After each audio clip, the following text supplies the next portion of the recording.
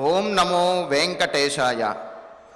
కరధృతశరచాపః కాంతిమత్పంకజాక్షః నిహితశరధిరంశే నీరదస్నిగ్ధనీలః వనమృగపరివారో దర్పతూలానిలానాం దశరథసుకృతానాం దాసభావం భజామః.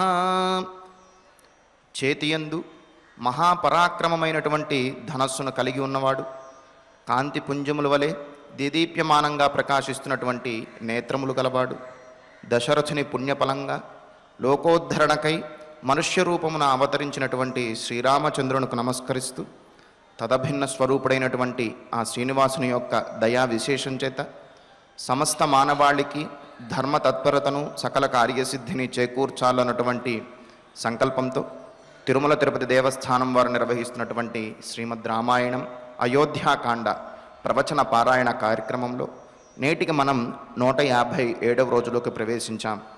ఈ కార్యక్రమంలో ముందుగా అన్నమాచార్యుల వారి సంకీర్తన అయినటువంటి వీధుల వీధుల విపుడేగనిదే అనేటటువంటి కీర్తనను శ్రీమాన్ గురజాడ మధుసూదన్ గారు, అన్నమాచార్య ప్రాజెక్టు కళాకారులు వారి బృందం యొక్క సహకారంతో ఆలపిస్తారు. శ్రవణం చేద్దాం. ఓం నమో వెంకటేశాయ.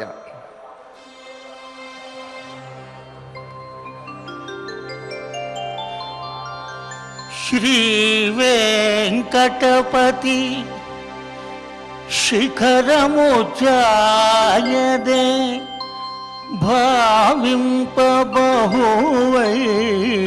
భవములవే గోవిందనామపు ఘోషణలిడుతును గోవిందనామపు ఘోషణలిడుతును దైవం బితడని తలచరో జనులు విధుల విధుల విపుడేగి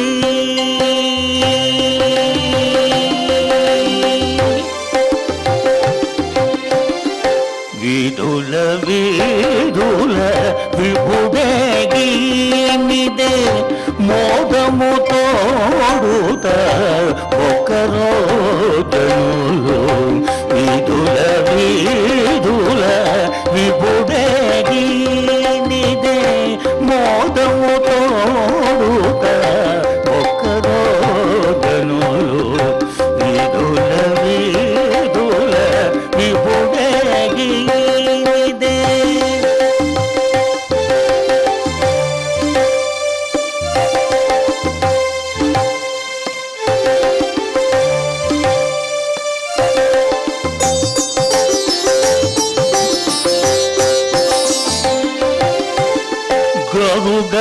గరుడధ్వజమదే కనకరదంబదే గరుడధ్వజమదే కనకరదంబదే అరగముపై హరి అలవాడే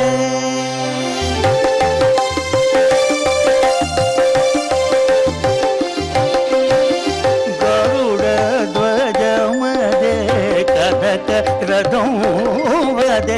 అరగముపై హరి అలవాడే విరుదశలను నారు ఇందిరయు భువియు విరుదశలను నారు ఇందిరయు భువియు పరగ పగములు పట్టరో జనులు విరుదశలను నారు ఇందిరయు భువియు పరగ పగములు పట్టరో జనులు విధుల విధుల విపుడేగి నిదే మోదము తోడుత ఒకరో జనులు విధుల విధుల విపుడేగి నిదే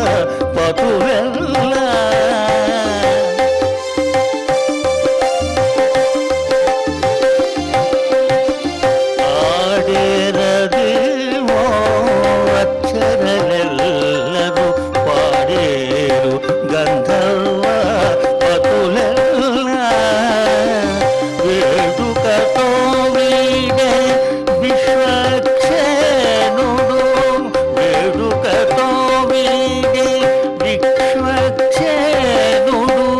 కూడిందరును కొలువరో జనులు వేడుకతో వీడి విశ్వక్షేణుడు కూడిందరును కొలువరో జనులు విధుల వీరుల విపుడేగినిదే మోదము తోడుత ఒక్కరో జనులు విధుల వీరుల విపుడేగినిదే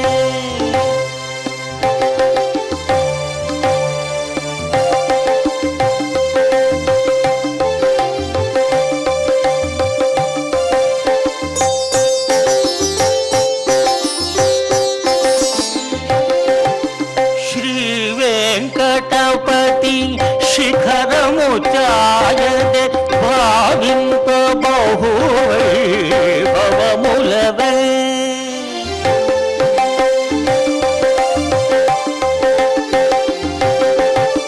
శ్రీ వెంకటపతి శిఖరము చాయదే భావింప బహువైభవములవే గోవింద నామము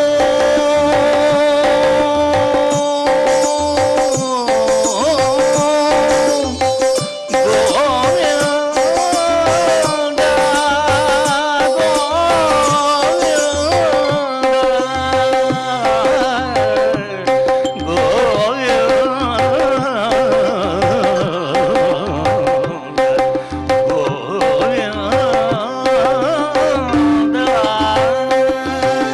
గోవింద నామపు ఘోషణలిడుచును గోవింద గోవింద గోవింద గోవింద గోవింద గోవింద గోవింద గోవింద గోవింద నామపు ఘోషణలిడుచును దైవం వితడని తలచరో జనులు గోవింద నామపు ఘోషణలిడుచును దైవం వితడని తలచరో జనులు విధుల వీధుల విపుడేగినిదే విధుల వీధుల విపుడేగినిదే మోదము తోడుత మొక్కరో జనులు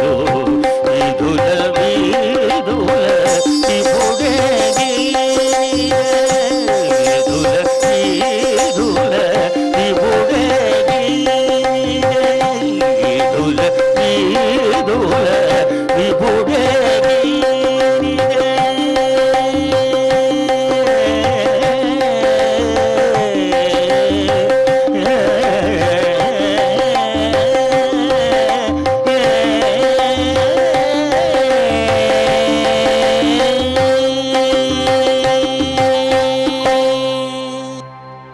సంకీర్తనను ఎంతో చక్కగా శ్రవణం చేశాం. ఇక ఇప్పుడు శ్రీ గురుధ్యాన పూర్వకంగా సంకల్ప వాక్యాలను అందరము కలిసి పలుకుతూ ఈ కార్యక్రమాన్ని ప్రారంభించుకుందాం. శ్రీ గురుధ్యానం గురుర్బ్రహ్మా గురుర్విష్ణు గురుర్దేవో మహేశ్వరః గురుః సాక్షాత్ పరం బ్రహ్మ తస్మై శ్రీ గురవే నమః. శ్రీనివాసధ్యానం శ్రీవేంకటాద్రినిలయః కమలాకాముకః పుమాన్ అభంగురవిభూతిర్నః తరంగయతు మంగళం.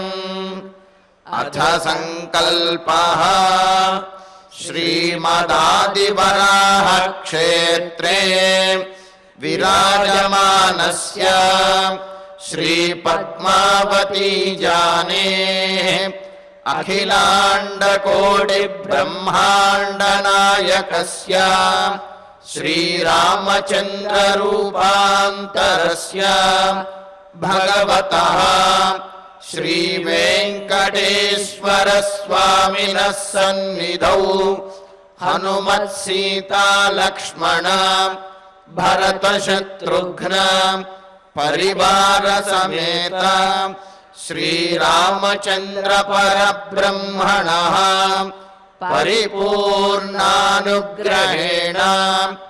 अस्मिन् भुवने समस्ताधिव्याधीनां निवारणार्थं भारतवर्षे विद्यावित्तवाणिज्य कृषिवैद्यवैज्ञानिक देशरक्षणादिरङ्गेषु विद्यमानानाम् आस्तिकमहाजनानां सर्वेषां सकुटुम्बानाम् आयुरारोग्यैश्वर्य सद्बुद्धीत्यादि सर्वशुभफलप्राप्त्यर्थं धर्माचरणद्वारा श्रीरामराज्यस्य पुनर्व्यवस्थापनार्थम् उद्योगार्थिनां समुचितोद्योगप्राप्त्यर्थं दम्पतीनाम् अनुकूलदाम्पत्यसिद्ध्यर्थं सन्तानस्य पितृवाक्यपरिपालनानुकूल बुद्धिप्रचोदनार्थं सकलकार्यसिद्ध्यर्थं गोसंरक्षणार्थं च श्रीमद्वाल्मीकिरामायणे अयोध्याकाण्डे यथाशक्ति श्लोकव्याख्यानपुरःसरं 14 सर्गश्लोकपारायणम् तथा श्रीधन्वन्तरिमन्त्रपारायणं च अन्योन्यसाहाय्येन आचार्यमुखेन करिष्यामहे। श्रीवाल्मीकिप्रार्थना कूजन्तं राम रामेति मधुरं मधुराक्षरम् आरुह्य कविताशाखां वन्दे वाल्मीकिकोकिलम्। श्री आञ्जनेय प्रार्थना मनोजवं मारुततुल्यवेगं जितेन्द्रियं बुद्धिमतां वरिष्ठं वातात्मजं वानरयूथमुख्यं श्रीरामदूतं शिरसा नमामि। श्रीरामायण प्रार्थना वाल्मीकिगिरिसम्भूता रामसागरगामिनी पुनाति भुवनं पुण्या रामायण महानदी। श्रीराम प्रार्थना अयोध्याख्येतु गुर्वर्धे त्यक्त्वा राज्यं गिरौ वसन् पादुके भरतायादात् स रामः शरणं मम। श्रीरामचन्द्र परब्रह्मणे नमः। अथ श्रीमद् रामायणे आदिकाव्ये अयोध्याकाण्डे 14 सर्गः। శ్రీమన్నారాయణ చరణౌ శరణం ప్రపద్యే శ్రీమతే నారాయణాయ నమః శ్రీరామాయ నమః. తద్గచ్చత్వరితం సూత రాజపుత్రం యశస్వినం రామమానయ భద్రంతే నాత్ర కార్యా విచారణ. కైకేయి యొక్క ఆ దశరథ మహారాజు యొక్క ఆ రాజాంతఃపురంలో కోపగృహంలో దశరథ మహారాజు ఆ విధంగా కైకేయి మాటల చేత పీడించబడిన వాడై శోకంతో అలా పడి ఉన్నాడు. మరి ఆ రాజా అంతఃపురం బయట వశిష్ఠ మహర్షి రామాభిషేకానికి సంబంధించినటువంటి సకల సంభారములతోటి కూడా సకల పరివారములతోటి అక్కడికి వచ్చి ఆ వేదిక వద్దకు వచ్చి చేరుకున్నారు. అదే సందర్భంలో అక్కడికి వచ్చినటువంటి సుమంత్రుల వారిని లోపలికి పంపించి తాను అంటే ఆ వశిష్ఠ మహర్షి సకల సంభారములతో పట్టాభిషేకానికి సిద్ధంగా ఉన్నాను అని, మరి రాజుగారిని కూడా త్వరగా సిద్ధపడి పట్టాభిషేకం జరిపించమని తన వార్తగా చెప్పమని వశిష్ఠుల వారు లోపలికి పంపించారు. పంపిస్తే సుమంత్రుల వారు లోపలికి వెళ్ళి అనేక విధాలుగా ఆ రోజు ప్రతిరోజు కంటే కూడా నూతనమైనటువంటి ఉత్సాహంతో కొత్త అలంకరణతోటి ఎంతో ఆనందంగా ఉన్నారు సుమంత్రుల వారు. దాంతో దశరథ మహారాజు వద్దకు వెళ్ళి ఆయన అటు తిరిగి ఉంటే అనేక విధాలుగా ఆయనను కీర్తిస్తూ పొగుడుతూ ఆయనను నిదురలేపుతూ, ఇంకా నీవిలా ఉంటే ఎలాగయ్యా, రామపట్టాభిషేకం కోసం బయట ఎంతమంది వేచి ఉన్నారు, చిన్నపిల్లల దగ్గర నుంచి వృద్ధుల వరకు, సామాన్య గ్రామీణుల దగ్గర నుంచి మహారాజుల వరకు అన్నింటినీ మించి మన గురువు వశిష్ఠుల వారే అక్కడ సిద్ధపడి వేచి ఉన్నారు. కావున నీవు త్వరపడి పట్టాభిషేకం చేయటానికి ఆజ్ఞాపించు అని చెప్పి ఇలా పొగిడేటప్పటికీ దశరథ మహారాజు ఒకే మాట అన్నాడు, సుమంత్ర, నీ మాటలతోటి నన్ను నా మర్మముల మీద, నా ఆయువు పట్టు మీద, ప్రాణస్థానముల మీద నీ మాటలతో నీవు పీడిస్తున్నావయ్యా అని అనేటప్పటికీ ఖిన్నుడైపోయినటువంటి సుమంత్రుడు ఏం జరుగుతోందో తెలియనటువంటి పరిస్థితి. వెంటనే కైకేయి మాట అందుకుని, అంటే అడగకుండానే కైకేయి ముందుకు వచ్చి మాట అందుకుని, దశరథ మహారాజు రామ పట్టాభిషేకం చెయ్యాలనే ఉత్సాహంతో ఉత్కంఠతోటి రాత్రంతా నిద్రపోకుండా ఉండటం వల్ల ఈ విధంగా ఈ సందర్భంలో తెల్లవారిన తర్వాత కూడా ఈ తెల్లవారే సందర్భంలో నిద్రపోతున్నారు.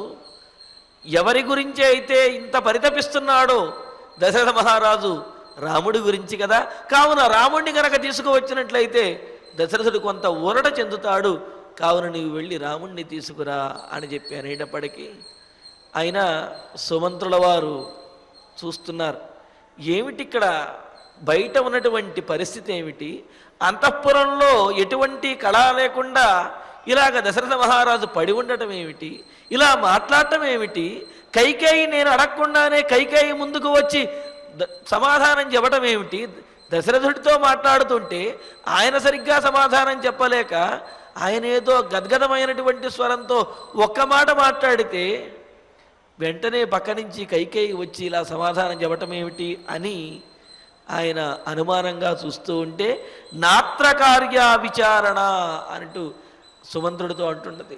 సుమంత్ర, ఈ విషయంలో నువ్వు ఆలోచించవలసినది ఏమీ లేదయ్యా.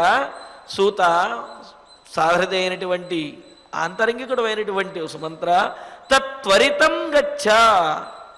రామపట్టాభిషేకం కోసం రాముని గురించే ఆలోచిస్తూ దశరథ మహారాజు ఇటువంటి స్థితికి వచ్చాడు. కావున రాత్రంతా నిద్రలేక ఇప్పుడు నిద్రపోయే స్థితిలో ఉన్నాడు. కావున నీవు రాముణ్ణే తీసుకువచ్చినట్లయితే ఈయనలో చైతన్యం అనేది వస్తుంది. రాజపుత్రం యశస్వినం రామం మానయ. రాజపుత్రుడు కీర్తిమంతుడు అయినటువంటి రాముణ్ణి తీసుకురాని. ఇక్కడ మనం ఒక విశేషార్థాన్ని కూడా చెప్పుకున్నాం. యశస్వినం అని అంటే యశ అంటే దేశాంతర గమనము అని, యశస్వి అంటే దేశాంతర గమనం చేసేటటువంటి వాడు అనే అర్థం కూడా మనకు ఇక్కడ వచ్చిందనమాట. అంటే మరి కైకేయి మాటలు సాధారణంగా ఆలోచించినట్లయితే కీర్తిమంతుడైనటువంటి రాముణ్ణి తీసుకురా అనే వస్తున్నాయి. కానీ ఆ సందర్భంలో మరి కైకేయి మాటలలో ఆంతర్యము, ఆ నిగూఢత్వం అనేది చాలా ఎక్కువగా ఉన్నది. అంటే ఏమిటి, కీర్తిమంతుడు అని అంటే ఇక్కడ యశస్వి శబ్దానికి దేశాంతరగమనం చేసేటటువంటి వాడు అంటే అయోధ్య నగరాన్ని విడిచి వెళ్ళేవాడైనటువంటి రాముడిని దశరథ మహారాజు దగ్గరికి తీసుకురావయ్యా, అలా విడిచి వెళ్ళి కీర్తిని గడిస్తాడు అని చెప్పటం ఇందులో ఉన్నటువంటి ఉద్దేశ్యం. అదేమిటండి, కైకేయి సాక్షాత్తుగా అంత మాట అనగలుగుతుందా, అంత మాట అంటుందా అని అంటే, ఒకవేళ కైకేయి సాక్షాత్తుగా అన్నా అనకపోయినప్పటికీ కూడా బుద్ధి కర్మానుసారిణి అన్నట్లుగా ఆ సందర్భంలో వచ్చేటటువంటి మాటలు ఆ విధంగానే వస్తాయి. చూడండి, మాటలు కూడా కొన్ని సందర్భాలలో ఏదో వేరే అర్థాన్ని వచ్చే విధంగా ఉంటాయి. అదేవిధంగా ఆ కార్యం సానుకూలం అవుతున్నప్పుడు ఏ మాట మాట్లాడినా సానుకూలంగా ఉంటుంది. ఆ కార్యం ప్రతికూలం అవుతున్నప్పుడు ఏ మాట మాట్లాడినా అందులో ప్రతికూలమైనటువంటి అర్థం కూడా ఒకటి గోచరిస్తూ ఉంటుంది. అదే కర్మ సిద్ధాంతము అని అంటారు. అంటే ఏమిటి, జరగబోయేటటువంటి దానిని సూచించే విధంగా అప్రయత్నంగా కొన్ని మాటలు వస్తాయి. దానినే మన వాళ్ళు శకునములు అంటారు. ఏమిట్రా మాటలు, అలా మాట్లాడచ్చా అని అంటూ ఉంటారు. ఎందుకని అంటే అప్రయత్నంగా వచ్చినటువంటి కొన్ని మాటలు సిద్ధిస్తాయి, జరగబోయేటటువంటి వాటిని సూచిస్తాయి. అందుకనే శుభకార్యములలో కానీ లేకపోతే ఎక్కడైనా ముఖ్యమైన పనులు చేసేటప్పుడు మాట్లాడేటటువంటి మాటలు చాలా జాగ్రత్తగాను పొదుపుగాను మాట్లాడాలి. ఎందుకు అంటే అలా మాట్లాడినప్పుడు ఏదైనా విపరీతార్థం కానీ లేకపోతే మరో రకంగా కానీ వచ్చినట్లయితే అది ఫలించేటటువంటి అవకాశం ఉన్నదన్నమాట.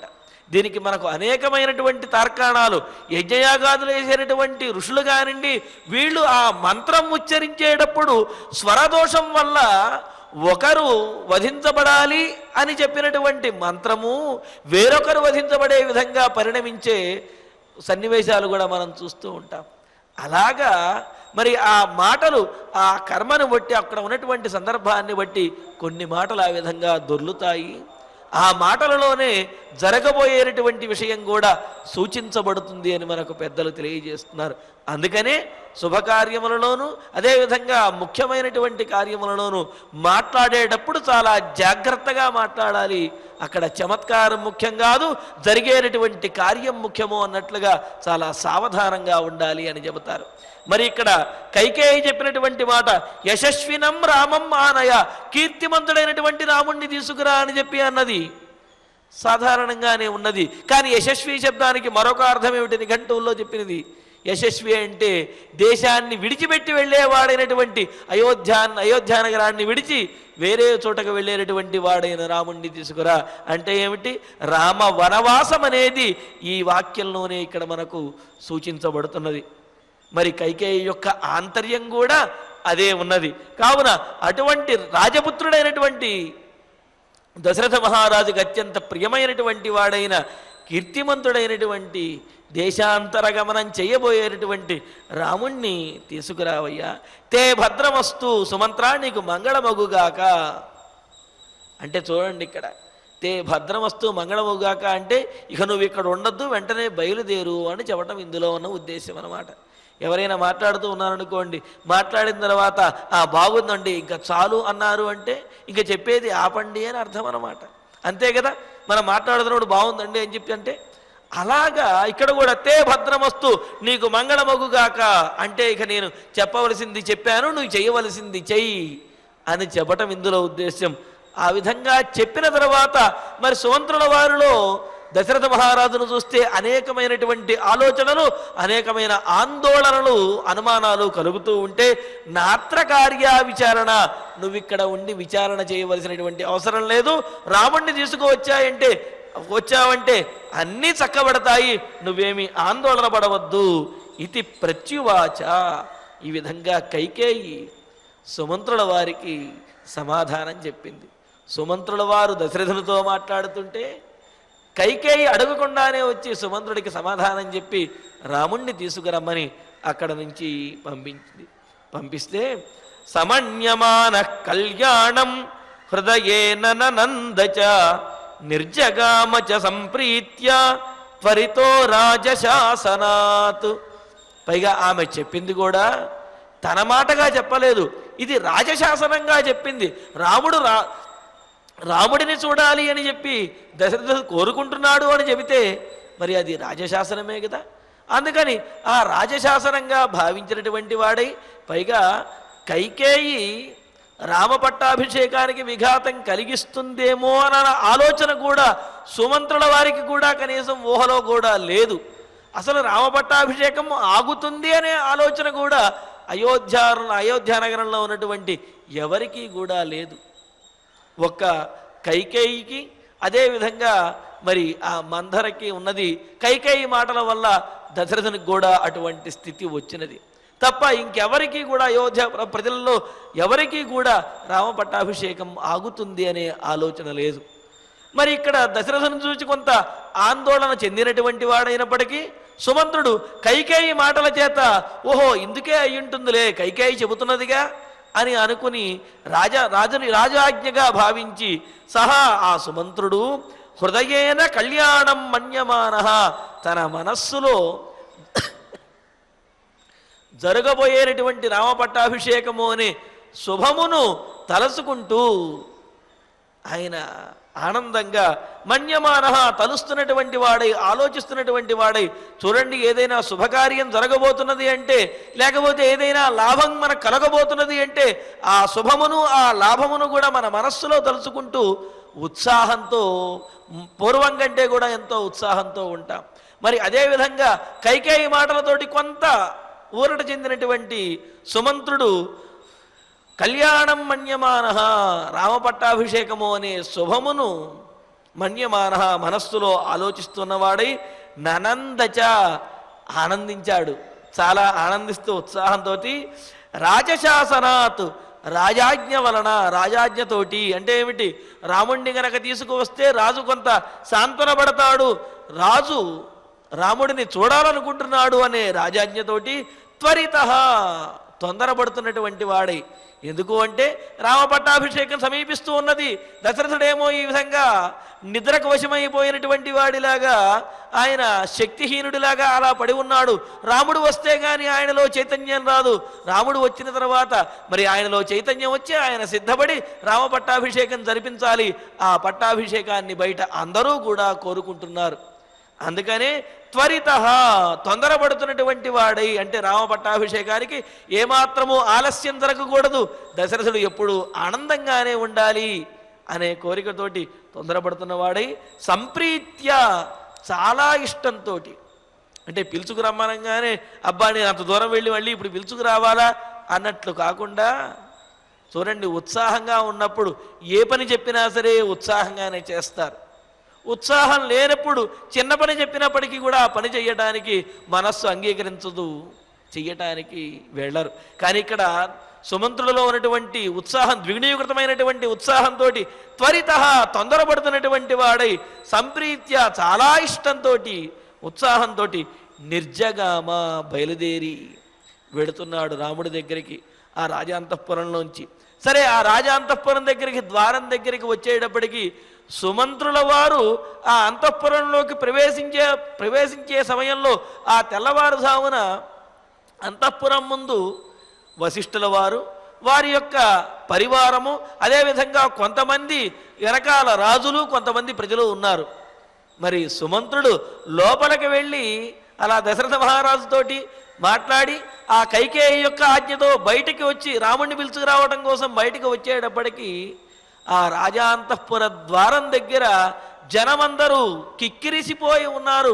అందరూ కూడా, ప్రజలందరూ కూడా రాముని కోసం, రామ పట్టాభిషేకం కోసం ఎదురు చూస్తూ ఉన్నారు. సహజంగా అంటారు ఇసుక వేస్తే రాలనంత కానీ, అదేవిధంగా వెళ్ళడానికి మార్గము లేనంతగాని అంటుంటారు కదా, ఆ విధంగా అక్కడ జనులందరూ కూడా రామ పట్టాభిషేకం కోసం ఎదురు చూస్తున్నారు.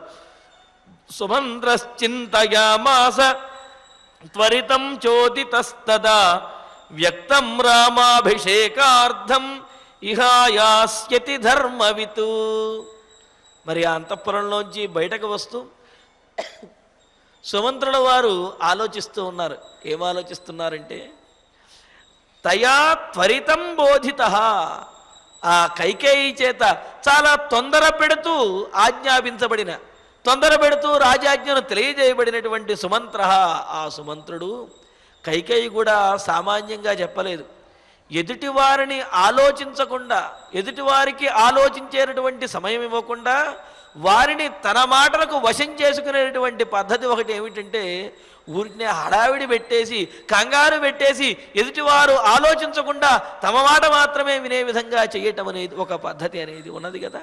మరి అదేవిధంగా కైకేయి సుమంత్రుడికి ఆలోచించేటటువంటి అవకాశం ఏమీ ఇవ్వకుండా వెంటనే చెప్పేసింది. రాముణ్ణి చూడాలి అని చెప్పి దశరథ మహారాజు అనుకుంటున్నాడు. వెంటనే రాముణ్ణి తీసుకొచ్చేయి, ఈ విషయంలో నువ్వు ఆలోచించవలసిందేమీ లేదు, రాముణ్ణి తీసుకువస్తేనే అంతా సవ్యంగా జరుగుతుంది అని చెప్పి చాలా త్వరగా వెంటనే తీసుకురా అన్నట్లుగా చెప్పి ఈ విషయంలో నువ్వు ఆలోచించొద్దు, వెంటనే వెళ్ళని చెప్పేసింది.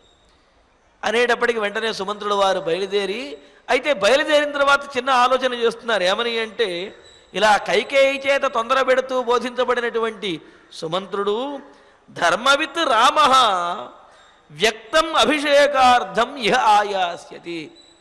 అవునులే, ధర్మాత్ముడైనటువంటి రాముడు పట్టాభిషేకం చేసుకునే ముందు తండ్రి యొక్క ఆశీస్సులు తీసుకోవటం కోసం ఈ అంతఃపురానికి రావాల్సిందే కదా. కాబట్టి పట్టాభిషేకానికి ముందు రాముడు ఈ అంతఃపురానికి రావటము అనేది తప్పనిసరి. ఆ మాటనే కైకేయి కూడా చెప్పింది.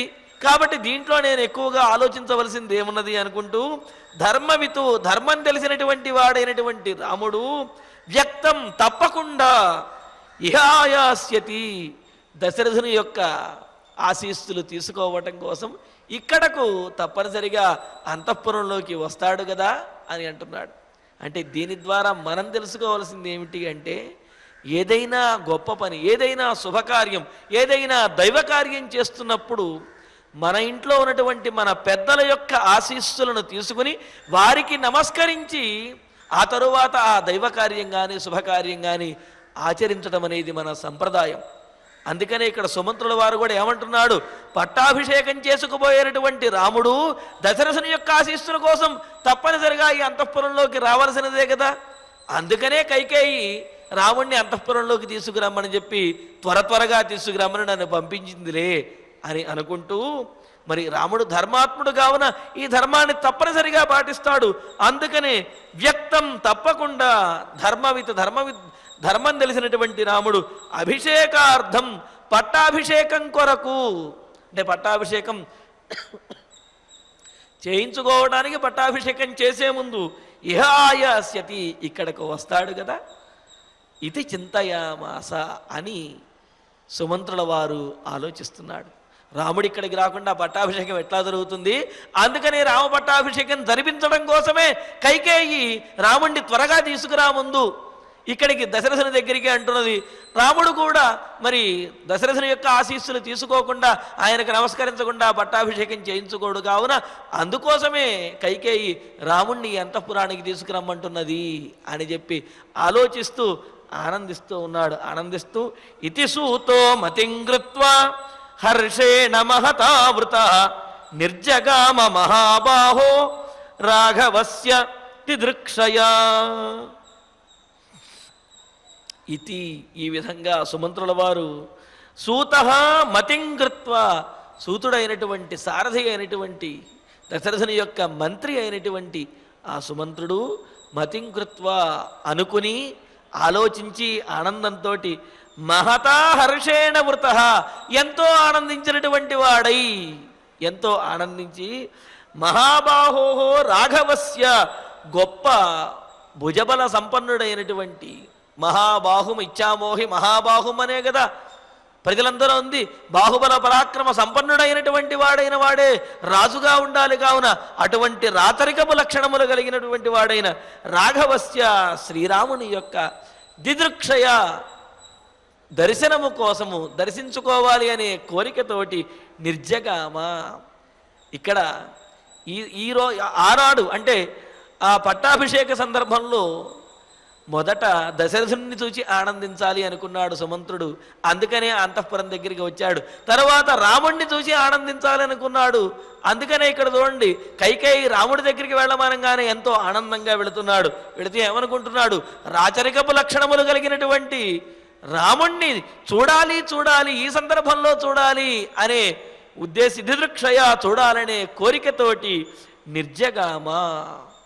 సుమంత్రుల వారు ఆ అంతఃపురం నుంచి రాముడి దగ్గరికి బయలుదేరారు.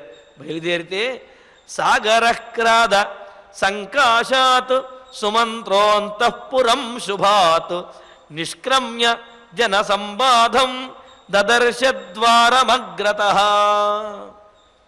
ఆ ద్వారం దగ్గరికి వచ్చేటప్పటికి దశరథుని యొక్క రాజాంతఃపురం దగ్గర ద్వారం దగ్గరికి వచ్చాడు. లోపల నుంచి బయటకు వచ్చేటప్పటికి సాగర హ్రాద సంకాశాత్, సముద్రంలో లోతైనటువంటి మడుగుతో సమానమైన శుభాత్ అంతఃపురాత్, ఆ మంగళకరమైనటువంటి అంతఃపురం నుండి అన్నారు. ఏమిటి ఇందులో ఉన్న ఉద్దేశ్యము అంటే, సముద్రము అంటే ఎంతో అలలతోటి హోరుతో ఉంటుంది. మనం ఎక్కువ మంది జనం ఉన్నప్పుడు కూడా జనసముద్రము అని అంటాం. అంటే ఏమిటి, ఆ అంతఃపురం చుట్టూ కూడా, ఆ అంతఃపురం ముందు అంతా కూడా జనులతోటి, రాజులతోటి, అదేవిధంగా పండితులతోటి, వశిష్ఠుడు మొదలైనటువంటి గురువులతోటి ఆ రాజాంతఃపురం యొక్క ముందు భాగము ఆ చుట్టూ అంతా కూడా నిండిపోయి సముద్రంలా ఉన్నది, జనసముద్రంలా ఉన్నది. మరి ఈ జనసముద్రంలో మరి అంతఃపురం ఎలా ఉన్నదయ్యా అంటే, జనసముద్రంలో లోతైనటువంటి ఆ మడుగులాగా ఉన్నదిట. సముద్రము అలలతోటి ఎగసిపడుతూ ఉంటుంది. మరి ఆ సముద్రము మధ్యలో లోతైనటువంటి ప్రదేశం ఏదైతే ఉందో ఆ ప్రదేశంలో అలలు అనేవి రావు, కానీ దాని లోతు తెలుసుకోవటం ఎవరికీ తెలియదు. అందుకనే ఇక్కడ ఏమంటున్నాడు, లోతైనటువంటి మడుగు, అలాగే ఆ మడుగుతో కూడినటువంటి సముద్రము అన్నారు. అంటే అంతఃపురం బయట ఏమో అలలు వచ్చేటటువంటి సముద్రంలాగా, ఎగసిపడుతున్నటువంటి సముద్రంలాగా ఉంటే, అంతఃపురమేమో ఆ సముద్రంలో ఉన్నటువంటి లోతైనటువంటి మడుగులాగా నిగూఢంగా లోపల ఏమి జరుగుతోందో తెలియనటువంటి స్థితిలో ఉన్నది అని చెప్పటం ఇందులో ఉన్నటువంటి ఉద్దేశ్యం.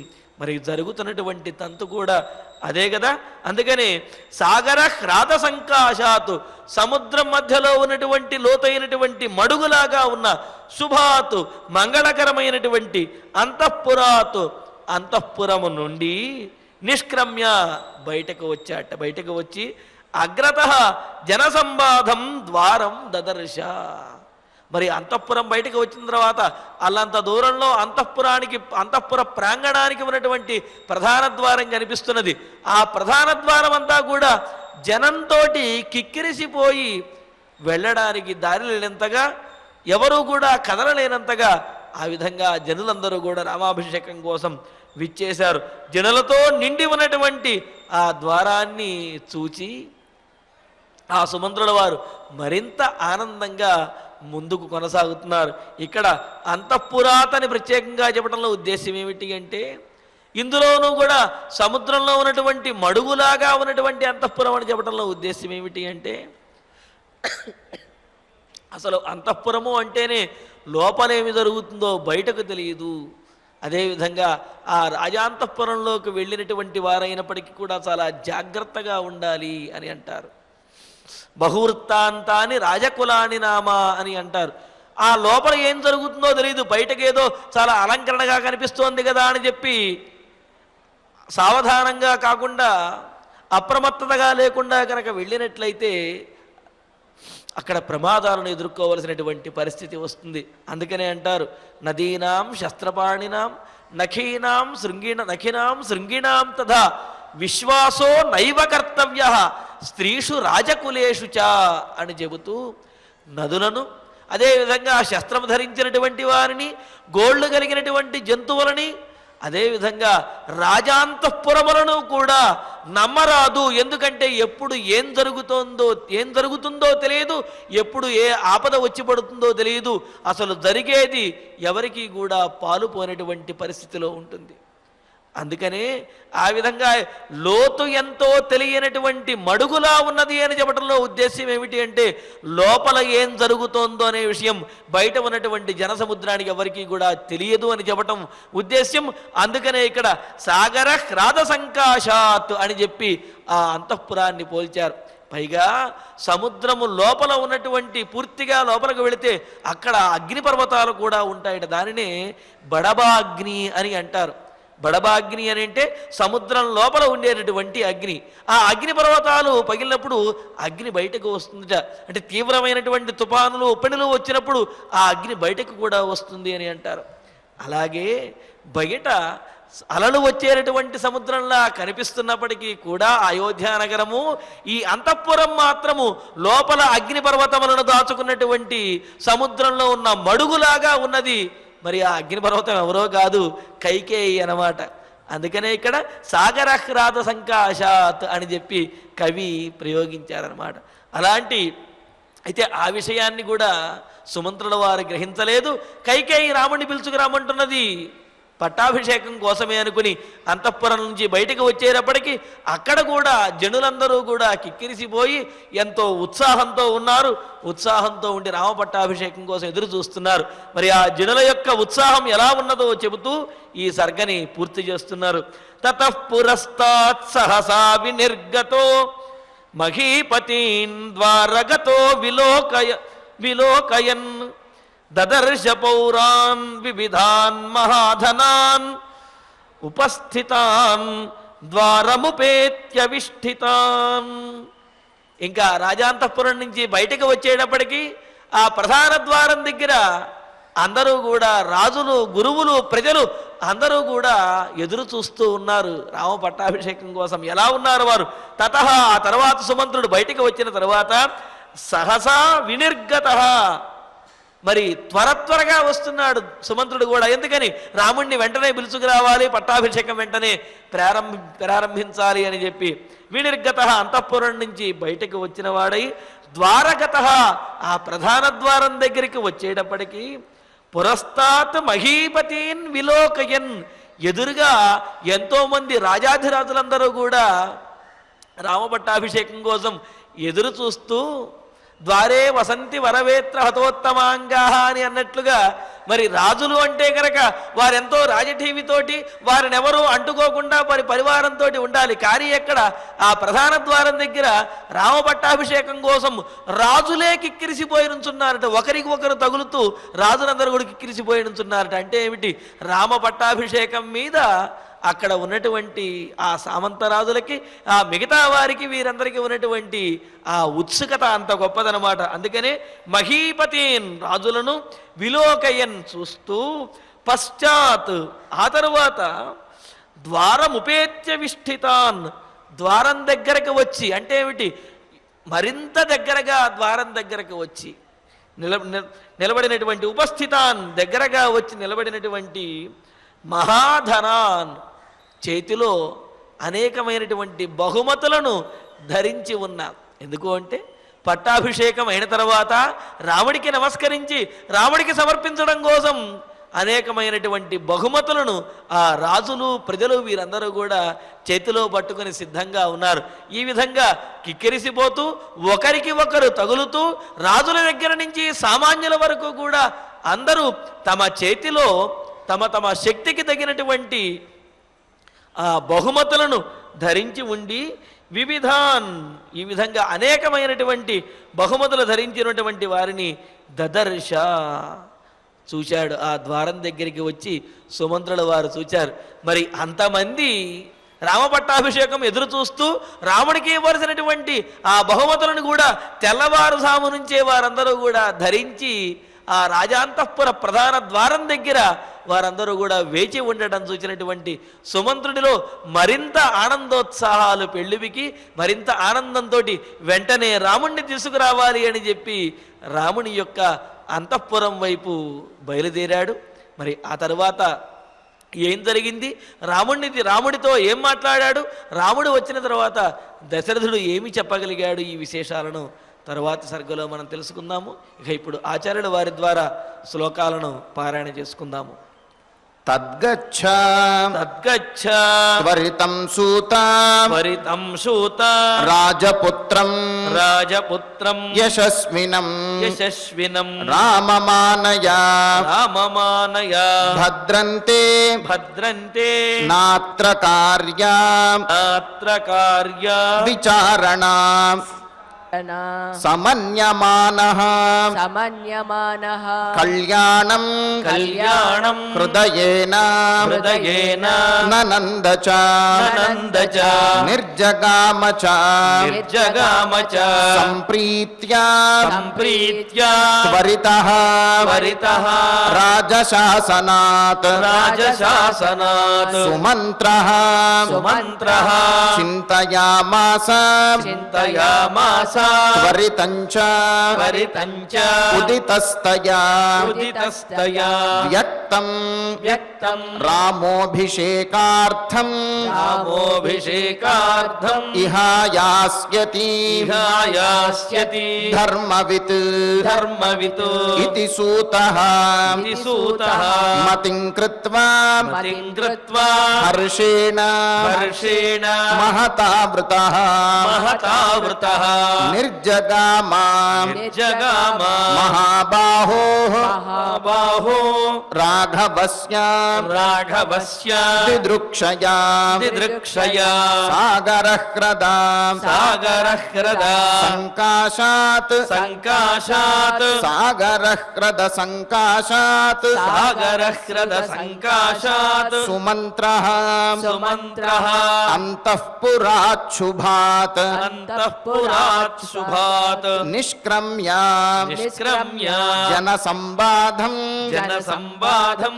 దదర్శ దదర్శ ద్వారమగ్రతః ద్వారమగ్రతః తతః పురస్తాత్ తతః పురస్తాత్ సహసా వినిర్గతః సహసా వినిర్గతః మహీపతీన్ మహీపతీన్ ద్వారగతో విలోకయన్ ద్వారగతో విలోకయన్ దదర్శ పౌరాన్ దదర్శ పౌరాన్ వివిధాన్ మహాధనాన్ వివిధాన్ మహాధనాన్ ఉపస్థితాన్ ఉపస్థితాన్ ద్వారముపేత్య విష్ఠితాన్ ద్వారముపేత్య విష్ఠితాన్ తతః పురస్తాత్ సహసా వినిర్గతః తతః పురస్తాత్ సహసా వినిర్గతః మహీపతీన్ ద్వారగతో విలోకయన్ మహీపతీన్ ద్వారగతో విలోకయన్ దదర్శ పౌరాన్ వివిధాన్ మహాధనాన్ దదర్శ పౌరాన్ వివిధాన్ మహాధనాన్ ఉపస్థితాన్ ద్వారముపేత్య విష్ఠితాన్ ఉపస్థితాన్ ద్వారముపేత్య విష్ఠితాన్ ఇత్యార్షే ఇత్యార్షే శ్రీమద్ రామాయణే శ్రీమద్ రామాయణే ఆదికావ్యే ఆదికావ్యే అయోధ్యాకాండే అయోధ్యాకాండే చతుర్దశ సర్గః చతుర్దశ సర్గః ఫలశ్రుతి నుండి మంగళాంతం వరకు అందరము కలిసి పఠిద్దాం. ఫలశ్రుతి ఆయుష్యమారోగ్యకరం యశస్యం సౌభ్రాతృకం బుద్ధికరం సుఖం చ శ్రోతవ్యమేతన్నియమేన సద్భిః ఆఖ్యానమోజస్కర వృద్ధికామైః శ్రీరామచంద్ర పరబ్రహ్మణే నమః. అథ ధన్వంతరి ధ్యానం అచ్యుతానంత గోవింద విష్ణో నారాయణామృత రోగాన్వేనాశయాశేషాన్ ఆశు ధన్వంతరే హరే ఆరోగ్యం దీర్ఘమాయుష్యం బలం తేజోధియం శ్రియం స్వభక్తేభ్యో గృహంతం వందే ధన్వంతరిం హరిం.